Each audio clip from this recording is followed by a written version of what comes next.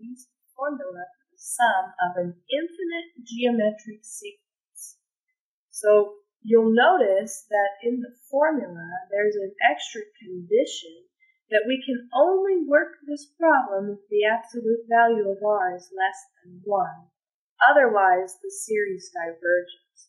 If you're thinking about a sum, an infinite sum, we're actually adding an infinite number of items, of terms, and most of the time when you do that, you're going to have the sum blow up to infinity. But on the special cases, when the absolute value of r is less than 1, the sum will actually converge to a number.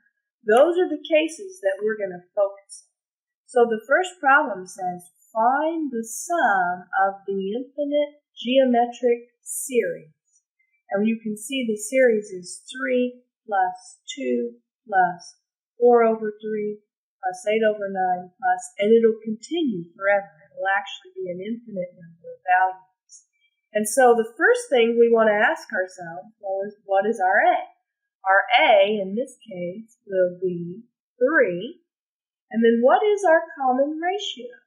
And notice that the common ratio is the number that we multiply by to get from one term to the next. In this problem, it may not be apparent what the common ratio is. If you ever can't just look and see what that number is, you can find it by doing your A2 divided by A1. And so for us, A2 is 2. And A1 is 3. We can see our common ratio is actually 2/3. And we can check ourselves by seeing if we multiply 3 times 2/3, we should get 2. If we multiply 2 times 2/3, we should get to the 4/3. And then if we multiply the 4/3 times 2/3, we should get to 8/9. And we can continue multiplying by the common ratio to get from one term to the next.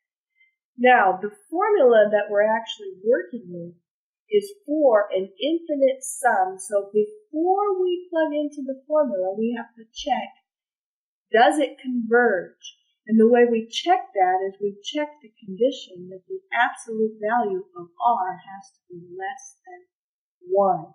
In our case, the absolute value of r is 2/3, and we can see that 2/3 is in fact less than 1, and we can proceed with the problem. If it was greater than or equal to 1, then the sum would blow up to infinity, and you couldn't do it. So, now that we know that the absolute value of r is less than 1, we'll plug into the formula for the infinite sum, which is a over 1 minus r. And we'll get 3 over 1 minus 2/3. And so we'll actually end up with 3 over 1/3. And if you remember how to divide by fractions, you would actually just invert the bottom one and multiply. You get 9.